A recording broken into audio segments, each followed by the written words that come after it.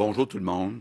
Avant de vous donner le bilan de la journée, je vais apporter une précision. Vous allez voir, le nombre de décès est élevé. Par contre, ce ne sont pas des décès pour la majorité qui viennent des dernières 24 heures. Il y a eu un changement de méthode de la part de la santé publique dans la saisie des données. Puis il y a eu aussi beaucoup d'analyses épidémiologiques, pas simple, qui ont été faites sur des patients qui sont décédés au cours de la dernière semaine. Et juste vous dire aussi, puis c'est important là, parce qu'il y a beaucoup de gens qui comparent avec ailleurs dans le monde. Ici au Québec, le choix qu'on a fait, c'est de déclarer tous les patients, même les patients qui n'ont pas été testés, mais qui ont les définitions là, pour être des patients qui sont décédés de la COVID-19. Donc, on veut effectivement avoir le vrai nombre de décès de la COVID-19, testés ou non. Je pense que c'est important par transparence, mais c'est important aussi pour avoir le portrait exact. Ça ne veut pas dire que c'est comme ça que c'est fait ailleurs dans le monde. Donc aujourd'hui, on a malheureusement 143 décès. On a maintenant un total de 630. Donc bien sûr, je veux offrir toutes mes condoléances aux familles des personnes qui sont décédées. On a maintenant 15 857 cas confirmés. C'est une augmentation de 997. On a 1018 personnes hospitalisées. C'est une augmentation de 34. Et on a maintenant 209 personnes qui sont aux soins intensifs, donc c'est une diminution de 9. Donc, comme vous le voyez, si on regarde juste la situation dans les hôpitaux, la situation est vraiment sous contrôle, vraiment en train de se stabiliser. Par contre, ça reste difficile, comme on le dit depuis quelques jours, dans les CHSLD, donc les personnes aînées qui sont vulnérables.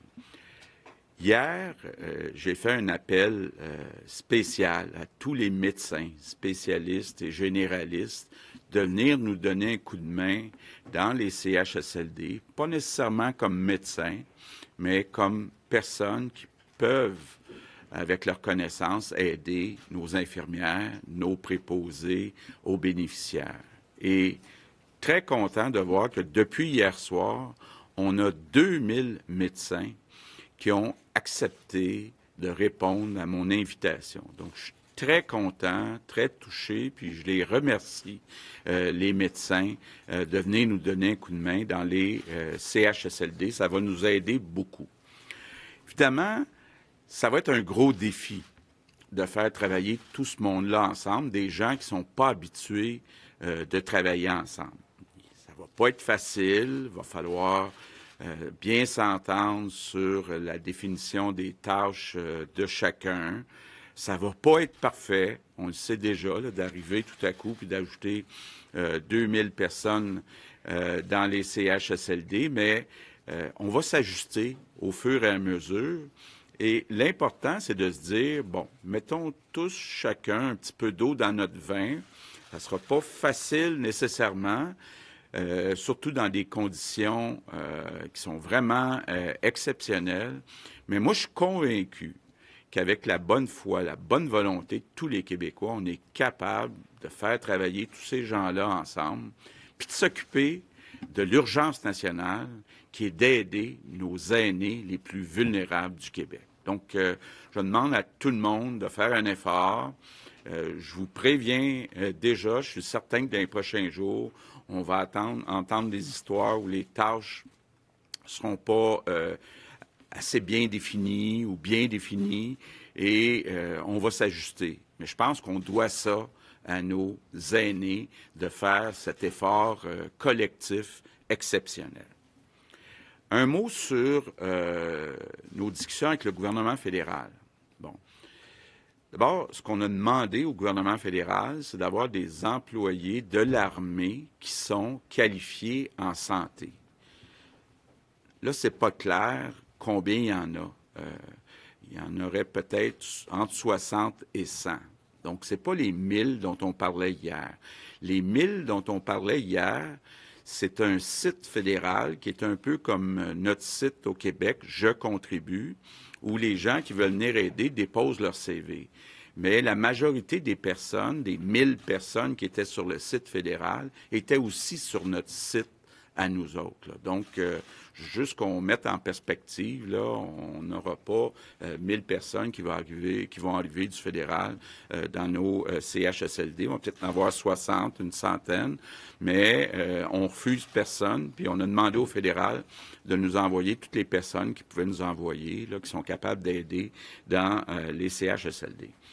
Je veux aussi profiter de ce sujet-là pour faire une mise au point. Je vois comme vous sur Twitter et ailleurs que des personnes disent j'ai déposé mon CV, j'ai pas eu de nouvelles. Bon, d'abord vous dire déjà on a demandé à des milliers de personnes de venir nous aider quand ces personnes-là avaient les qualifications qu'on a besoin dans la région où on a besoin. C'est certain là qu'une infirmière à Montréal, là, qui est qualifié, on n'ira pas faire exprès pour les refuser. Ça se peut qu'il y ait eu quelques cas qui sont tombés entre deux chaises, entre le ministère qui a reçu les CV puis qui les a envoyés aux établissements. Mais je peux vous dire là qu'on ne fait pas exprès pour refuser des gens qualifiés. On en a besoin plus que jamais. Je veux aussi dire aux finissants des écoles en soins infirmiers puis en santé, là, vous devriez aujourd'hui recevoir un appel. Ça a tout été bien attaché, donc vous allez pouvoir, les plus jeunes, venir nous donner un coup de main dans les CHSLD au cours des prochains jours. Une autre précision que j'ai eue, on avait dit que toutes les résidences avaient été visitées. C'est pas le cas. On m'a précisé que tous les CHSLD publics ont été visités. Les autres sont en train d'être visités. Ça devrait être terminé bientôt. Mais il y en a encore qui n'ont pas été visités dans les résidences autres que les CHSLD publics. Pardon. Maintenant, mes remerciements du jour. Je veux remercier toutes les personnes qui travaillent dans l'ombre. Je pense, entre autres, aux télécommunicateurs d'urgence, là, ceux qui reçoivent les appels d'urgence 24 heures sur 24. Je pense aux premiers répondants, pompiers, policiers, ambulanciers, paramédics, qui sont là 24 heures par jour, 7 jours par semaine. Je veux leur dire un immense merci. Là, on est chanceux de vous avoir dans cette situation qui est exceptionnelle. Je termine en vous disant que même si la situation est critique dans certains CHSLD, on le voit dans les hôpitaux, la situation est pas mal sous contrôle et nous permet, maintenant qu'on a aplati la fameuse courbe, d'aller préparer un plan de déconfinement, un plan de réouverture. Donc, on va on commence avec les entreprises. On veut le faire d'une façon très graduelle, d'une façon intelligente, avec toutes les règles que le docteur Arruda nous donne. Donc, on travaille sur ce plan-là. On va pouvoir vous en parler dans les prochains jours, mais on commence vraiment par les entreprises. Donc, pour l'instant, il n'est pas question à court terme de réouvrir les écoles. Donc, je veux vous dire, on est en train de passer au travers. Les beaux jours s'en viennent. Il faut avoir du courage et persister. Maintenant en anglais. Good afternoon. Bon après-midi. Les chiffres d'aujourd'hui nous démontrent que la situation est sous contrôle dans les hôpitaux. Alors, nous concentrons en ce moment nos efforts dans les résidences où la situation est critique. La pénurie de travailleurs demeure notre plus grande inquiétude. Je veux remercier tout spécialement les 2000 médecins qui ont répondu à mon appel à l'aide depuis hier. Nous faisons tout ce que nous pouvons pour répondre à l'urgence. Ce ne sera jamais toujours parfait, mais il est temps de s'unir tous ensemble et remporter cette bataille collective. Alors, courage à tous. Il y a de beaux jours devant nous. Merci à vous. Premier ministre. Alors, pour la période des questions en français, nous allons débuter aujourd'hui avec Louis Lacroix, Cogeco Nouvelles. Bonjour, Monsieur le Premier ministre, Madame McCann. Monsieur Arruda, je tiens à vous offrir toute ma sympathie, mes plus sincères condoléances pour la perte d'un de vos collègues, un confrère de la Montérégie de 44 ans qui était spécialiste de la santé communautaire, qui est décédé de la COVID-19. Est-ce que vous pouvez nous expliquer dans quelles circonstances on me dit qu'il y a un problème particulier en Montérégie? Qu'est-ce que vous pouvez nous dire à ce sujet? Bon, écoutez, je voudrais vous dire que quand je parle de chiffres ici, je sais aussi que derrière chacun de ces chiffres-là, pour tous les cas, c'est un drame pour toutes les familles et puis tous leurs proches. Je tiens à vous le dire. Par ailleurs, pour des raisons de confidentialité et de respect des familles, je ne commande pas les cas individuels. Je trouve ça important de ne pas le faire. Mais par contre, comme c'est dans les médias actuellement, je voudrais juste vous dire une information qui peut-être pourrait mieux aider à ce que les gens comprennent certaines choses et éliminer certaines inquiétudes, c'est que ce travailleur de la santé-là ne travaillait pas en milieu de soins. Donc, ça n'a pas été acquis en milieu de soins. C'est l'information que je peux partager avec vous. Puis pour le reste, je vais demeurer là-dessus. Donc, ce que ça veut dire, ça nous rappelle l'importance, à mon avis, d'appliquer les mesures à la fois, je vous dirais, en milieu de soins, qui est un milieu où il y a des personnes à haut risque, particulièrement dans les CHSLD, mais que le virus peut aussi frapper ailleurs, notamment dans la communauté, soit en retour de voyage ou etc. Donc, ça nous rappelle à tous qu'on est tous susceptibles et c'est important, à mon avis, d'avoir respecté les consignes. Je vous remercie pour votre geste et je le partage avec toute la communauté de mes collègues du Québec. Est-ce qu'il y a une enquête particulière qui va être faite dans ce cas-ci ou si on le traite comme... parce que, bon, vous dites qu'il ne travaillait pas en milieu de soins. Est-ce que ça implique qu'on le traite comme un autre décès ou s'il va y avoir une enquête particulière? Tous les décès sont traités de la même façon, qui proviennent, de façon générale, qui proviennent d'un élément ou un autre. Tout est traité de la même façon. Si la cause de décès, le constat de décès se fait à l'hôpital, ça se ferait d'une certaine façon. Si ça se fait dans un CHSLD, ça se fait aussi de la même façon, mais avec un médecin qui doit porter le diagnostic. Puis s'il y a des situations où ça prend une enquête du coroner, ça se fait. Mais c'est pas parce que c'est un cas particulier. Ça se fait exactement comme d'habitude. On n'a pas les résultats, bien entendu. Merci. Prochaine question, Fanny Lévesque, La Presse. Oui, bonjour à vous. Monsieur Legault, ça fait...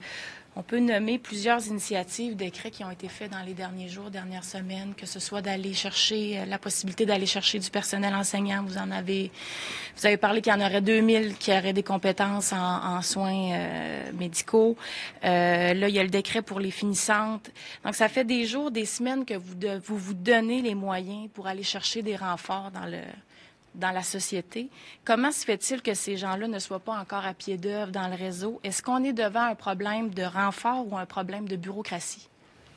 Moi, je pense que la grande majorité des gens qui répondent à nos besoins sont actuellement dans le réseau.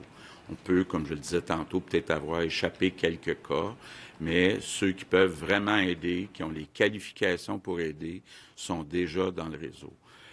Moi, je suis très encouragé, évidemment, que les 2000 médecins qui acceptent de venir mettre l'épaule à la roue dans les CHSLD, pas nécessairement faire du travail de médecin, mais venir épauler les infirmières, les préposés aux bénéficiaires. Moi, je suis très encouragé qu'on va être capable, dans les prochaines semaines, de reprendre le contrôle dans les CHSLD. Parce que, par exemple, si on prend l'exemple des enseignants, il y a eu le décret vendredi. Les cégeps attendent la fameuse liste des CIUS pour savoir c'est quoi le besoin. Les gens sont prêts à être mobilisés, mais ils ne reçoivent pas l'appel pour y aller ou ils n'ont pas la liste encore des CIUS. Est-ce qu'on est bien organisé pour que l'information descende et que les gens soient déployés dans le réseau? Oui, en fait, on fait ça de façon régionale, puis je pense que c'est important de dire qu'on a 3 volets au niveau de l'éducation, là, puis on salue d'ailleurs les gens de l'éducation qui viennent nous aider. Alors, comme vous l'avez mentionné, on a les gens qui sont formés en santé, mais on parle des finissants. Et c'est l'arrêté qu'on a passé hier. Les infirmières auxiliaires, les travailleurs sociaux, les inhalothérapeutes, les technologues médicaux, tous un profil en santé et services sociaux. On voulait qu'ils ne perdent pas leur année. Il leur restait un stage. Alors, on s'est entendu avec l'éducation. Ça a été fait hier, complété. Alors, on va pouvoir bénéficier de tous ces gens qui vont faire partie des ordres professionnels ou des associations et vont pouvoir venir nous aider. Ça, c'est beaucoup de monde. Ensuite, on a, comme vous l'avez mentionné, les professeurs et le personnel de soutien. C'est en cours actuellement. Les liens sont faits au niveau régional là, avec les établissements d'enseignement. Il y a différentes initiatives qui sont prises. Alors ça, c'est vraiment en cours. Et on fait un appel à tous les étudiants des autres programmes. Et il y a des courriels qui vont être envoyés à tous les étudiants des établissements d'enseignement dans tous les programmes qui pourraient venir travailler avec nous comme préposés aux bénéficiaires. Alors ça, c'est en cours actuellement. C'est un grand effort de collaboration avec le secteur de l'éducation. Prochaine question. Oui, allez-y. Peut-être un point, là. Comme vous le savez, là, j'essaie d'être le plus transparent possible. C'est certain qu'il y a certaines personnes qui peuvent craindre de venir travailler dans les CHSLD qui ne savent pas comment utiliser les équipements de protection comme les masques. Donc, un des gros avantages des médecins, c'est qu'ils savent comment utiliser ces équipements-là.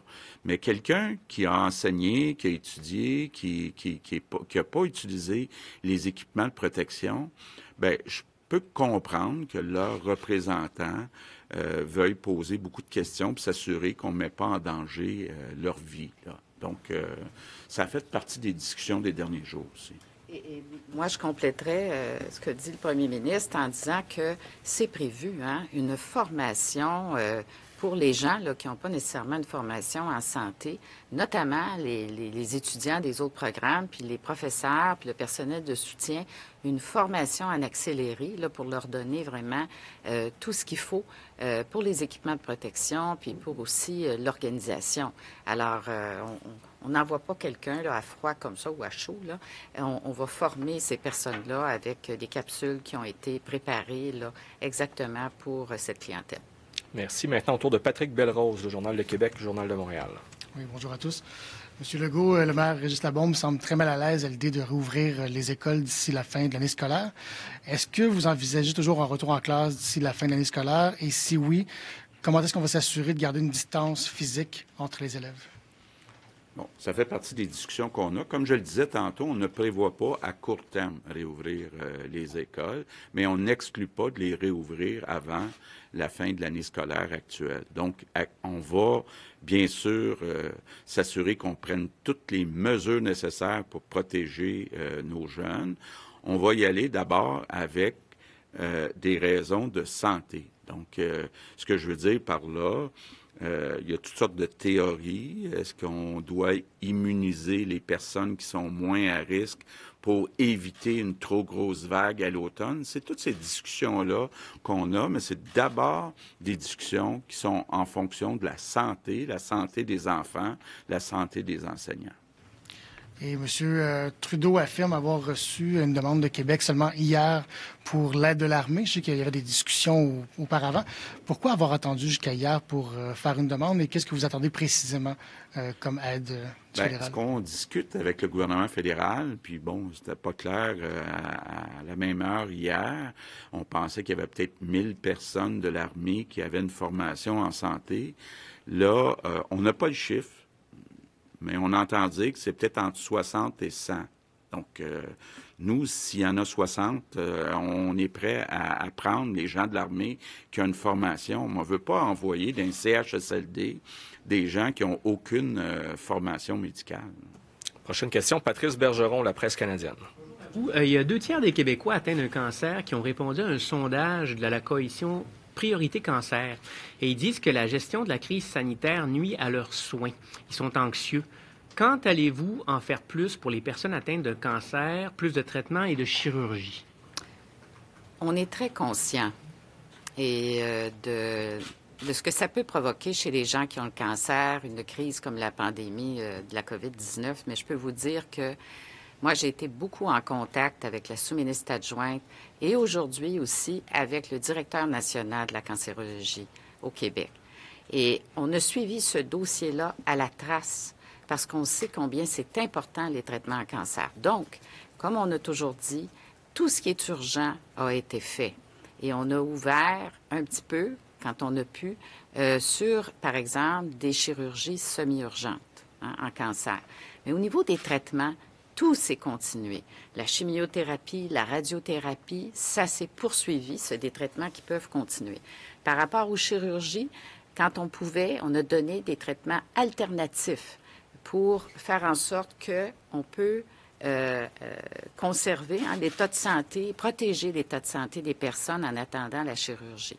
Aujourd'hui, il y a encore eu des discussions parce que, comme vous voyez, la situation évolue toujours et on va ouvrir complètement le secteur de l'imagerie médicale.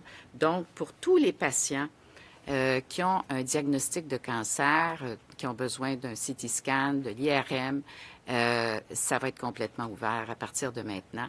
Donc, on évolue avec la situation. On le faisait pour les situations plus urgentes, mais maintenant, on va le faire pour l'ensemble des patients. Mais je peux vous assurer que s'il y a un dossier qui est suivi vraiment très, très soigneusement, c'est bien le dossier de la cancérologie. Et je veux dire aux patients qu'on prend bien soin d'être en contact avec tout le monde, les médecins par téléconsultation, les équipes par téléconsultation, par téléphone, et qu'on veut vraiment les rassurer qu'on va faire le maximum. Maintenant, une question pour le Premier ministre. Monsieur le Premier ministre, il y a beaucoup de Québécois qui ont l'impression qu'il n'y a personne qui a des comptes à rendre sur l'hécatombe qui se déroule actuellement dans les CHSLD. Qui doit répondre au bout du compte de cette espèce de désastre-là qu'on a pu voir comme étant une tempête parfaite avec le manque de préposés, le manque de financement? Qui doit répondre de ça? Je pense que la priorité actuellement, c'est pas de trouver des coupables, c'est de s'occuper des aînés. S'occuper des aînés qui sont les plus vulnérables, parce que c'est de ça qu'on parle dans les CHSLD. Faudra ensuite faire un bilan. Puis effectivement, se questionner. Je l'ai dit, on le sait depuis plusieurs années qu'il manque de personnel dans les CHSLD. On sait qu'il y a beaucoup de postes qui sont affichés mais pas comblés parce que c'est pas attractif financièrement. Donc, il faut revoir à la hausse les salaires des préposés aux bénéficiaires dans les CHSLD. Donc, les bilans puis les réformes proposées, on fera ça après que la crise sera réglée. Pour l'instant, il faut régler la crise et s'occuper de notre monde dans les CHSLD. Maintenant, au tour d'André Martin, TVA Nouvelles. Oui, bonjour à vous trois. On sait que depuis le début de la crise, vous avez mis en œuvre plusieurs plans de recrutement. Vous avez reçu 40 000 candidatures sur le site jecontribue.ca. Nos informations indiquent que seulement 3 000 candidatures ont été retenues. Pourquoi? Est-ce qu'il y a tant de candidatures qui ne conviennent pas? Est-ce qu'il y a toute cette lourdeur bureaucratique qui peut expliquer? Bien, moi, je pense que d'abord, là, je vais vous donner un exemple concret, là, vous allez comprendre. D'abord, il faut saluer les gens qui se sont inscrits à Je contribue. Je pense qu'il y avait un élan du cœur, mais effectivement, il faut qu'il y ait une équation. Il faut que ça équivale aux besoins qu'on a dans le réseau. Puis on a fait vraiment toute la démarche avec beaucoup de soin. Je vais vous donner un exemple. Au 6 de la Montérégie-Est, on a communiqué avec les 1668 personnes qui ont été données comme information à ce 6-là qui provenaient de Je contribue. On a fait des entrevues avec 538 personnes qui ont mené à 256 confirmations d'embauche. Il y a 80 personnes qui se sont désistées et on a embauché 176 personnes. C'est un processus qui a été fait complet. Ça a été fait partout au Québec, et spécialement dans les régions où on avait beaucoup besoin. Mais ça parle du fait que les gens veulent contribuer, mais il y a des besoins dans le réseau. Il faut qu'il y ait une équivalence en termes de ce qu'on peut offrir et les besoins qu'il y a. Et tout le processus, on l'a fait. On a contacté les personnes. Ça se peut qu'il y en ait qui soient tombés en deux chaises. Ça, je le reconnais. Mais effectivement, on a traité les 40 000 demandes.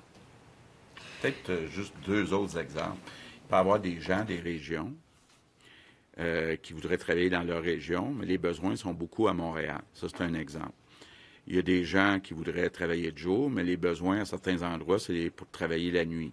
Donc, il y a tous ces exemples-là aussi, au-delà de est-ce qu'ils ont les qualifications, est-ce qu'ils ont vraiment le diplôme qui est nécessaire pour donner les services qu'on s'attend à avoir de cette personne-là. Donc, il y a tout ça, là, mais je le répète, là, je vois pas pourquoi on ferait exprès pour refuser une infirmière qui est qualifiée à venir travailler à Montréal.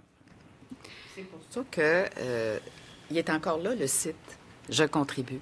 Et s'il y a des personnes qu'on n'a pas appelées, moi, je les invite à nous refaire signe sur le site et on va s'organiser pour les contacter rapidement. Donc, on veut quand même dire aux gens, là, allez-y, inscrivez-vous à Je contribue parce qu'on va continuer de soigneusement là, faire le travail pour voir si on peut avoir des gens qui peuvent venir faire une contribution. Vous parlez de rapidité. Monsieur Legault, vous nous parlez de l'urgence dans les CHSLD. Depuis hier, il y a 2000 médecins spécialistes qui ont levé la main pour venir en renfort. Combien sont à pied d'œuvre aujourd'hui même? Bien, il y en a plusieurs, mais il faut dire, bon, il y a certains médecins qui sont proposés à temps plein, il y en a d'autres qui sont proposés pour 2 jours, il y en a d'autres qui sont proposés au mois de mai ou au mois de juin. Donc, on ne peut pas dire qu'il y en a 2000 qui sont prêts à travailler aujourd'hui à temps plein, là, mais tous ceux qui sont prêts à travailler à partir d'aujourd'hui, là, on est en train de déployer. Ce ne sera pas simple, comme je le disais tantôt, là, de prendre un médecin spécialiste, faire travailler. Ils ne sont pas habitués. Les infirmières, les préposés aussi. Tout ce beau monde-là n'est pas habitué de travailler ensemble. Donc, ça va être beaucoup essais-erreurs. Mais on doit ça à nos aînés. Donc, on va les intégrer dans le réseau rapidement. Puis, on a besoin de ces 2000 médecins. Prochaine question, Olivier Bossé, Le Soleil. Bonjour. J'aimerais savoir, vous avez effectué plusieurs appels à l'aide, c'est le cas de le dire, dans combien de personnes, depuis, mettons, le 15 mars, combien de nouvelles personnes sont venues travailler dans les CHSLD en tout? Là? On en a 2000 là, pour les médecins, mais au total, ça fait combien? Bien, écoutez, on va faire l'évaluation là bientôt parce que je peux vous dire, là, la liste des appels qu'on a fait, hein, parce qu'on a fait beaucoup de choses. On a les étudiants dont je vous ai parlé. Ça, évidemment, on va le comptabiliser. Il y a également les ESSAD, hein, les entreprises d'économie sociale. On a réglé, évidemment, une entente avec eux et ils vont commencer maintenant là, à travailler dans les CHSLD. Alors ça, c'est probablement des centaines de personnes là, parce qu'il faut voir qui va arriver sur le terrain. Mais ça, c'est très intéressant parce que ce sont des gens qui sont formés, qui travaillent en maintien à domicile habituellement. Donc, ils sont formés pour travailler auprès des personnes qui sont en perte d'autonomie. On a parlé des médecins. On a parlé de Je contribue. Évidemment, on est allé chercher 3000 personnes avec Je contribue. Et les proches aidants aussi. On a ouvert cette semaine sur les proches aidants. Et là aussi, on va avoir des personnes, évidemment, qui vont nous aider là, dans les CHSLD. Alors, on va faire un bilan de tout ça. Mais c'est sûr qu'avec les 2000 médecins, avec les 3000 Je contribue, ça fait déjà 5000 personnes. Mais on doit vous dire qu'il y a quand même plus de 6 000 travailleurs de la santé qui sont absents actuellement. Je pense qu'on est à 7 000 actuellement aujourd'hui. Donc, il faut les remplacer. Et il faut les remplacer. Puis aussi, on a un manque à gagner. Alors, on n'avait pas suffisamment de personnel en partant. Alors, évidemment, on veut tout prendre les personnes qui veulent faire une contribution parce qu'aussi, avec la COVID-19, ça prend davantage de temps pour s'occuper des personnes. Hein? Il faut mettre le matériel de protection, il faut l'enlever, il faut prendre plus de soins avec les personnes qui ont la COVID-19. Donc, on a besoin de plus de personnel. L'autre question était sur un cas plus précis qu'on a rapporté ce matin, un résident d'une résidence privée de 79 ans avec des problèmes de santé mentale qui refuse de se confiner. Il n'a pas de symptômes, donc la police et le CIUS disent on peut rien faire, mais là, en même temps, il sort, il rentre de la résidence, il met en danger, en quelque sorte, les autres résidents. C'est quoi les recours pour empêcher cette personne-là de mettre les autres résidents en danger? Écoutez, il y a une ordonnance qui a été faite en termes de confinement des personnes dans les résidences comme telles. Le directeur de santé publique, après avoir évalué la situation là, pour voir exactement c'est quoi l'histoire, là, parce que faut faire attention non plus de ne pas embarquer dans des gens qui font de la délation de personnes qui ne sont pas à risque. Mais s'il y a une menace appréhendée dans l'établissement ou dans cette résidence-là, bien, le directeur pourrait l'obliger à être confiné même par de force. On essaie toujours quand même de le faire par convaincre avant de contraindre, mais les moyens sont là. La loi de santé publique le permet pour une période de 14 jours. Il s'est réévalué comme tel. Donc, ça prend véritablement une évaluation par le directeur de santé publique qui a ce pouvoir-là. Alex Boissonneau, Radio-Canada. Bonjour. J'aimerais ça revenir sur les proches aidants qui pourront aller prêter main forte dans les CHSLD. Vous avez dit mardi que ça pourrait commencer, que les gens pourraient commencer à rentrer. Selon les informations qu'on a, entre autres dans l'ouest de l'île de Montréal, on a dit qu'on a mis ça sur la glace parce qu'on n'était pas prêt. On a été pris par surprise. J'aimerais ça savoir comment ça se passe sur le terrain. Est-ce que cette situation-là se répète ailleurs? Est-ce qu'il y a plusieurs endroits où on met ça sur la glace parce qu'on n'est pas prêt à recevoir les proches aidants? Et est-ce que vous êtes allé trop vite en l'annonçant? Est-ce que vous auriez dû consulter les CIUS avant? Bien, on va s'informer parce que je comprends que il faut faire bien attention. Il y a des conditions qui ont été invoquées par la santé publique qu'il faut respecter. Quand on est dans un CHSLD où est-ce qu'il y a une éclosion, le proche aidant ne pourra pas y entrer. Alors, il faut voir au CIUS ouest de l'île quelle est la situation. On va faire contact avec eux, on va leur donner tout le support. Mais moi, c'est pas venu à mes oreilles qu'il y avait d'autres endroits où on a mis un frein à cette initiative. Alors, on va appeler le CIUS ouest de l'île et on va s'informer. Toujours pour les CHSLD, on a fait cet appel aux médecins et ce qu'on me dit sur le terrain, c'est que ça a eu un effet démobilisant pour deux raisons. D'abord, parce que on s'est rendu compte qu'avec les médecins, on ne pouvait pas fonctionner par décret, comme avec le personnel de la santé ou le personnel dans les écoles, où on a l'impression qu'on peut facilement redéployer des gens sans leur demander vraiment ce qu'ils pensent, alors que pour les médecins, il faut presque les supplier, ou en tout cas leur demander de venir prêter main forte. Et l'autre raison, c'est parce que effectivement, il y a une entente pour le salaire jusqu'à 2 500 $ pour une journée, dont 211 $ de l'heure. Et il y a des gens qui trouvent que c'est sans commune mesure avec ce que vont faire les préposés ou ce que vont faire les infirmières qui seront payées beaucoup moins, et considérant le fait que le programme d'aide fédérale est de 2 000 $ par mois. Qu'est-ce qu'on doit comprendre? Qu'est-ce que les gens doivent comprendre sur le terrain, ou quel message vous aimeriez envoyer aux gens sur le terrain qui vivent ça présentement? Bien, d'abord, là, ce qu'on veut, c'est que les médecins viennent donner un coup de main parce qu'on n'est pas capable de trouver assez d'infirmières et de préposés aux bénéficiaires. Donc, on veut qu'ils viennent nous aider à faire, entre autres, du travail d'infirmière. Donc, c'est pas simple. L'entente de rémunération dont vous parlez, c'était pas pour les CHSLD. C'était pour les médecins qui font des urgences dans les hôpitaux plutôt que d'opérer des patients à cause de la COVID-19. Donc, c'est même pas clair si ça s'applique ou non dans les CHSLD. Puis je sais qu'il y a beaucoup de médecins qui sont offerts de venir faire du travail dans les CHSLD de façon gratuite, là. Donc, moi, je pense qu'actuellement, plutôt que de faire des gros débats sur la rémunération, là, on va régler ça. Mais actuellement, là, moi, j'ai besoin de ces 2000 paires de bras-là, de médecins, qui savent comment mettre un équipement de protection, puis qui vont venir nous aider à reprendre le contrôle d'un CHSLD. C'est ça qui est important, puis c'est là-dessus qu'on se concentre actuellement. Merci. La prochaine question nous provient par courriel de Marco Belair-Cirino du journal Le Devoir. Elle porte également sur votre site web « Je contribue ». Donc, quelques 40 000 personnes ont offert leur aide aux infirmières et aux préposés aux bénéficiaires dans les CHSLD par le biais de ce site web.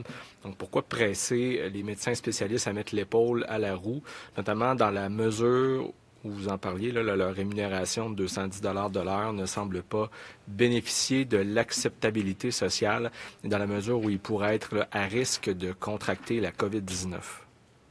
Bien, écoutez, la première chose, je pense qu'il faut dire, puis comme je le disais, là, c'est que, encore une fois, moi, je salue l'effort des gens qui veulent contribuer, mais on a vraiment fait, surtout dans les zones chaudes, hein, les régions où est-ce qu'on a beaucoup de cas, on a fait tous les contacts avec les gens qui se sont inscrits sur « Je contribue ».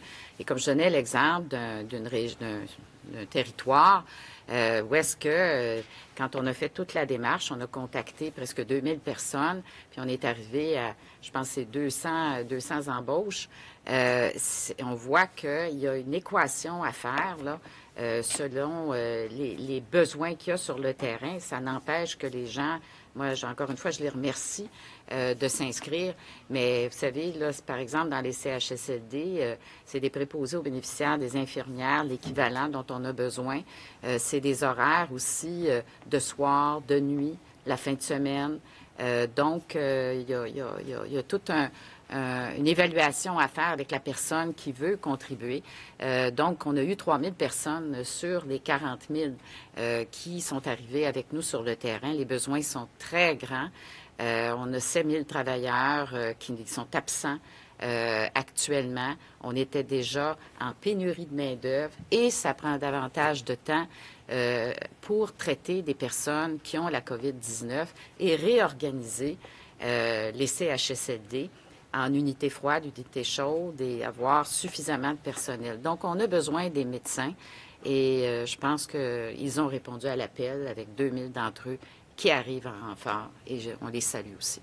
Et sous question de M. Belair-Sirino, encore pour vous, Madame la ministre de la Santé, les médecins qui se présenteront dans les CHSLD à travers le Québec, comme votre prédécesseur, le Dr Barrette, est-ce qu'ils vont travailler sous les ordres des infirmières et les préposés aux bénéficiaires là, déjà sur place? Quelle va être donc la chaîne de commandement? Comment tout ça va fonctionner dans les établissements? Bien, moi, je vais vous dire que d'abord, je pense qu'il faut avoir un esprit de collégialité. Hein? C'est des circonstances absolument exceptionnelles. Ce n'est pas ce qu'on fait traditionnellement. Et je compte là-dessus. Moi, je pense qu'on a un esprit au Québec très interdisciplinaire. Et la personne qui est aux commandes habituellement dans les établissements, et les médecins sont habitués à ça aussi, c'est la gestionnaire ou le gestionnaire. Et c'est lui ou elle là, qui organise, qui coordonne. Mais il demeure que nos professionnels, les médecins, les infirmières et les préposés aux bénéficiaires, ce sont des gens qui sont très autonomes et qui sont capables vraiment de mettre la main à la pâte et d'organiser en interdisciplinarité les services avec les gestionnaires. Alors, c'est une gestion collégiale qu'on souhaite, surtout dans un contexte comme celui de la pandémie. Merci. Je peux prendre peut-être 2 questions additionnelles, à commencer par M. Lacroix, Cogeco Nouvelles. Madame McCann, on me dit que certains hôpitaux ont donné des directives aux médecins qui se sont portés volontaires pour aller dans les CHSLD à l'effet qu'ils ne pourront pas réintégrer leur hôpital avant une semaine après la fin de leur travail en CHSLD pour éviter de la contamination. Est-ce que vous êtes au courant de ces directives-là et quels sont les moyens justement à prendre pour éviter que ces médecins-là, qui ont peut-être été exposés à la COVID-19, ramènent le virus dans les hôpitaux? Moi, je vais vous dire une chose là-dessus, puis je vais laisser Dr Arruda vous répondre parce que c'est un volet santé publique. Mais je vais vous dire que avec les 2000 médecins qui lèvent la main, on va vraiment faire des vérifications, être sûr là, qu'on n'affecte pas des secteurs hospitaliers qui vont reprendre là, graduellement. Alors, on va s'assurer de ça. Moi, je pense que ceux qui ont levé la main, c'est probablement ceux qui peuvent se libérer. Alors, j'ai confiance. Quant à la mesure là, de séjour, je vais me tourner vers Dr Arruda, vu que c'est un volet santé publique. Bien, écoutez, c'est clair que c'est l'enjeu de la transmission en étant asymptomatique. Il faut voir que les médecins qui vont avoir pratiqué en CHSLD ou dans certains centres vont avoir utilisé des méthodes de précaution, donc c'est pas donc ils vont être protégés. Et tout dépendamment dans quel département ils pourront aller, là, il y a peut-être des départements qui vont être, je vous dirais, avec de plus grandes consignes à cause du potentiel d'exposition de personnes très immunosupprimées. Mais s'ils reviennent, ils vont revenir aussi avec du matériel de protection, là. Et je pense que c'est une orientation qui peut varier un peu selon l'établissement et selon la situation particulière des individus. Rapidement, donc, monsieur. ça ne sera pas appliqué nécessairement partout de la même façon. C'est important aussi, compte tenu, de l'histoire, est-ce qu'il a travaillé dans un centre où il y avait éclosion ou pas? Tout ça sont des facteurs qui vont être pris en considération. Merci, monsieur. Boissonneau, rapidement. Rapidement, à quand le dépistage sérologique? Parce que là, on parle d'un plan de déconfinement. Il y a des gens qui disent qu'il n'y a pas suffisamment d'immunisation collective, mais en même temps, pour en avoir, il faut encore qu'on déconfine. Fait que là, on est pris un peu dans une espèce d'entre-deux, là. à quand on va pouvoir mesurer qui est immunisé, ou en tout cas avoir une idée plus juste de qui est immunisé dans la collectivité québécoise? Le Québec fait partie du consensus canadien d'études séro-épidémiologiques. D'ailleurs, c'est intéressant de voir qu'est-ce qui se passe chez nous et les comparer ailleurs. Les discussions sont en cours. La date précise, je dois vous dire que je ne l'ai pas actuellement, mais ça va se faire au cours des prochains jours ou semaines, mais pas tardivement comme tel. Il y a certains enjeux en lien avec les réactifs et en lien avec le test lui-même qui peut être utilisé, mais ça s'en vient assez rapidement et le Québec va participer.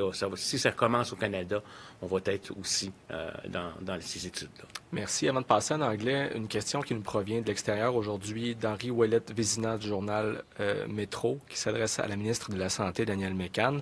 Un rapport publié jeudi révèle que plus de 2/3 des patients en oncologie ont subi un report ou l'annulation d'un rendez-vous et qu'une majorité d'entre eux se sentent abandonnés par le système. Les organismes demandent que le gouvernement prépare un plan de relance pour l'après-COVID-19. Qu'est-il prévu à ce chapitre? Oui, bien, écoutez, comme je disais précédemment, c'est un volet, toute la cancérologie qui est suivie de façon systématique. J'ai encore parlé au directeur national de la cancérologie, Dr Latreille. Aujourd'hui, je parle régulièrement à la sous-ministre adjointe qui s'occupe aussi du dossier. Mais ce que je veux dire, c'est que oui, il y a eu des choses qui ont été retardées, mais d'un point de vue clinique qui n'avait pas d'impact sur l'état de la santé du patient. Et là-dessus, il y a des comités de surveillance, des comités de suivi en cancérologie qui sont très, très actifs avec des cliniciens et qui évaluent toutes les situations. Alors, par exemple, on a traité sans les mettre à risque des personnes pour éviter, on a par exemple pris une semaine de plus, pour éviter qu'il y ait des contacts avec d'autres personnes là, qui pourraient avoir la COVID-19. Donc, on a vraiment fait très attention. Et là, la situation évolue. On a donné des traitements alternatifs avant la chirurgie parce qu'on a des délais au niveau de la cancérologie. Mais évidemment, dans le contexte actuel, on ne pouvait pas tout faire de la même façon. Tout ce qui était urgent a été fait. On est d'ailleurs en train de faire du semi-urgent. Mais effectivement, on a pris beaucoup de précautions, mais à ce moment-ci, en plus de la chimio, de la chimiothérapie, de la radiothérapie qui a toujours continué, on va rouvrir davantage le secteur de la radiologie, de l'imagerie médicale pour le suivi des investigations pour l'ensemble des patients qui ont le cancer. Donc ça va faire du bien, je pense. Ça va aider les patients. Puis je veux dire aussi que les médecins, les cliniciens, par la téléconsultation ou le téléphone, ont été en constant contact avec eux. Merci. So we'll now switch in English and we'll start today with questions en anglais. CBC News. Bon après-midi à vous tous. Docteur Arruda, je suis décédé pour le décès de ce jeune collègue à vous et je suis désolé pour l'ensemble de la communauté médicale.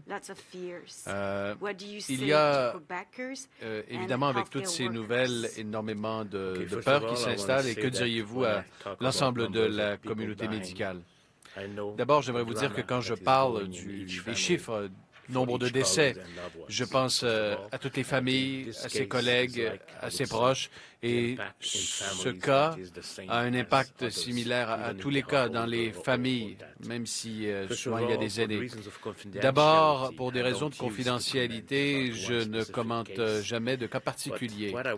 Mais ce que je veux dire, parce que cela circule déjà dans les médias et parce que des gens vont dans des CHSLD, vont dans des cliniques, vont penser que les travailleurs sont plus à risque lorsqu'ils donnent des soins, mais ces travailleurs se protègent. Et ce travailleur de la santé ne travaillait pas, je dirais, dans un hôpital ou dans un CHSLD. Il a contracté le virus ailleurs. C'est ce que je veux dire. Et on doit se souvenir que ces ce virus est très dangereux pour les gens qui ont des conditions préexistantes. Et soyez très prudents, suivez les recommandations parce que le virus se transmet dans le réseau de la santé, dans les CHSLD, et on voit très bien l'impact important sur les aînés.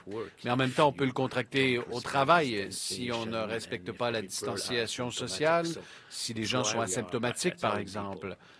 Voilà pourquoi nous disons aux gens, respectez les directives, et si nous rouvrons certaines entreprises, on va le faire afin de protéger tout le monde. OK, deuxième question. Avec l'annulation des chirurgies non urgentes, vous avez maintenu qu'il y a des centaines de lits qui sont disponibles pour des patients COVID-19. Denis Joseph nous dit aujourd'hui que des infirmières sont renvoyées à la maison parce qu'il n'y a pas de travail pour elles. Alors, pourquoi, dans votre stratégie, ces infirmières qui étaient disponibles n'ont pas été appelées à intervenir en CHSLD plutôt que d'envoyer le message qu'on a besoin de médecins spécialistes, qu'on a besoin de bénévoles, de médecins généralistes? Pourquoi ne pas d'abord avoir demandé aux infirmières qui sont disponibles selon la fédération qui les représente? Nous avons lancé un appel aux infirmières du secteur hospitalier pour qu'elles viennent nous donner un coup de main dans les hôpitaux, et j'ai des exemples concrets. Nous avons fait tout en notre pouvoir afin que ces infirmières viennent nous aider dans les CHSLD, et elles l'ont fait.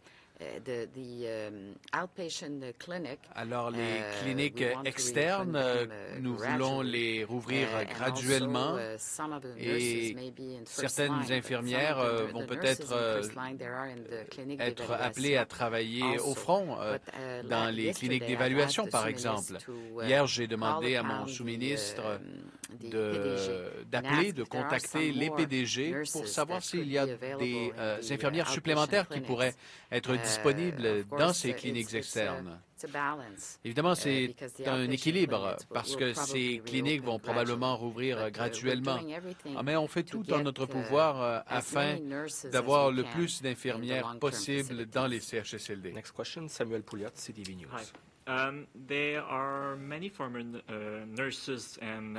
Il y a plusieurs anciennes infirmières et d'anciens travailleurs du réseau de la santé qui ont démontré un intérêt pour mettre la main à la pâte, mais ces gens-là n'ont pas eu de réponse. Pourquoi avez-vous demandé l'aide des médecins alors qu'il y avait tant de gens qui s'étaient manifestés pour dire qu'ils étaient disponibles et qu'ils voulaient aider? Et certains disent aussi que c'est inéquitable de voir des médecins payés au gros salaire alors que les préposés gagnent moins. Il ne s'agit pas d'un budget additionnel pour les médecins spécialistes. On n'avance pas plus d'argent. Cela fait partie de leur enveloppe de rémunération globale. Nous avons besoin de milliers de personnes, pas seulement quelques centaines, des milliers de travailleurs supplémentaires. Alors, évidemment, peut-être que quelques infirmières sont tombées dans une craque, mais je les invite, si elles souhaitent être inscrites à Je contribue. Si elles sont à l'extérieur du réseau, nous allons très certainement accepter leur aide. Nous avons contacté tous ceux que nous pouvions, mais il y a peut-être quelques cas que nous avons échappé. Alors, on les veut. On veut que ces gens-là nous contactent via Je contribue, et nous allons les contacter assurément. Et comment les travailleurs de la santé peuvent-ils prouver qu'ils n'ont pas la COVID-19 avant d'entrer dans un CHSLD pour s'occuper des aînés? Parce que les tests de dépistage ne sont réservés qu'aux personnes qui présentent des symptômes et non aux gens asymptomatiques. Ces gens-là, vous devez comprendre, vont travailler avec des masques. Si ces travailleurs étaient asymptomatiques, sachez que s'ils ont été exposés au virus, ils seront testés, mais si jamais ils rentraient, ils étaient asymptomatiques, ils vont porter un masque et donc ils ne contamineront pas les gens et vont aussi suivre les directives d'hygiène. Ce n'est pas seulement de porter le masque, c'est la façon de le porter, c'est la façon de le retirer, c'est la façon de laver les mains aussi. Les prochaines questions par courriel. Première pour M. Legault. L'Alberta et la Colombie-Britannique ont actuellement arrêté les transferts entre les travailleurs entre différents CHSLD. L'Ontario l'a aussi fait. Pourquoi ça se passe encore ici? D'abord, nous avons déjà demandé à ce que tous les travailleurs qui puissent arrêter d'être transférés le soient au cours des dernières semaines. Évidemment, parfois, on est en contexte de pénurie, donc c'est impossible. Mais chaque fois que c'est possible d'empêcher un travailleur de travailler dans plusieurs établissements différents, on va le faire. La prochaine question est pour Dr. Arruda. Nous entendons les témoignages de gens qui demeurent positifs après la disparition des symptômes. Pourquoi il n'y a pas plus de tests qui sont menés auprès des travailleurs du réseau de la santé? D'abord, c'est clair que l'on peut détecter le virus pendant longtemps, même après la disparition des symptômes, mais cela ne veut pas dire que vous êtes contagieux parce que vous devez avoir une certaine dose du virus. La contagion principale, la période principale est souvent avant même l'apparition des premiers symptômes, dans les heures précédentes. Et durant la phase symptomatique, ces gens-là, la plupart du temps, pendant 7 jours, nous pouvons réduire les risques parce que après l'apparition des symptômes, la contagiosité diminue. Il y a évidemment des faux positifs, des faux négatifs, et quand on est dans ce genre d'étape, les tests sont plus difficiles à interpréter. Question pour Mme McCann et Dr. Arruda. Nous avons encore des questions sur les tests. Vous avez la capacité de tester 6 000 personnes par jour. Combien de temps ça prendra avant de pouvoir tester tous les travailleurs de la santé dans les CHSLD, dans le réseau de la santé? C'était une promesse qui a été formulée il y a une semaine, mais ça ne semble pas se concrétiser en ce moment. Pouvez-vous expliquer pourquoi? Eh bien, nous donnons une priorité en ce moment aux CHSLD où il y a des cas de COVID-19 et dans des CHSLD aussi où il y a un certain nombre de cas. Et cela est fait maintenant, graduellement. Nous espérons pouvoir couvrir tous les CHSLD, mais on donne la priorité en ce moment à ceux qui ont des cas confirmés. Et notre toute dernière question pour Dr. Arruda et M. Legault. Il y a des théories qui émergent pour expliquer pourquoi Montréal et le Québec sont l'épicentre au Canada de la propagation. Pourquoi pensez-vous cela? Quels sont les facteurs qui l'expliquent? D'abord, si on se fie aux données que nous avons, il pourrait y avoir davantage de déclarations de cas ici au Québec parce que nous avons une grande capacité de tests et il n'y a pas seulement un facteur, je vous dirais, qui l'explique. C'est une combinaison de facteurs. Cela pourrait être expliqué par le fait, et je vous le rappelle, la semaine de relâche qui est arrivée, je vous dirais, juste avant la fermeture des frontières. C'est le genre de voyage que les Québécois font. Et comme je l'ai dit, en Colombie-Britannique, c'est la Chine qui a contaminé Vancouver et la Chine, il n'y avait plus de vol de la Chine, alors cela les a protégés. Les Québécois vont en France, en Italie, en Europe beaucoup, alors cela probablement pendant la semaine de relâche a infecté pas mal de Québécois qui sont revenus ici avant que les frontières ne soient fermées. Il y a aussi la situation à New York. où nous avons des communautés, plusieurs personnes du Québec qui vont à New York, qui voyagent à New York. C'est ce mélange de facteurs qui explique la situation. Une chose est certaine, nous avons pris la décision très rapidement de stopper la propagation. Et même si on observe plusieurs cas ici au Québec, ça aurait été vraiment pire. Vraiment pire. Et probablement que notre système de santé aurait été sous extrême tension si nous n'avions pas pris les décisions dès le début. Et maintenant, je vous dirais que nous allons voir avec les tests de sérologie quels sont les ratios de séroprévalence comparativement à ailleurs. Et on pourra mesurer l'immunité des Québécois et on sera en mesure dans plusieurs mois d'expliquer précisément pourquoi le Québec est plus attaqué. Mais c'est probablement la combinaison de ces différents facteurs, car j'aimerais vous rappeler que les Québécois sont ceux qui respectent davantage la distanciation sociale. Et donc, c'est probablement tout ça lié au virus qui se propage dans des installations, dans des lieux communs. Thank you. Donc, c'est ce qui complète pour ce point de presse. Merci beaucoup et à demain.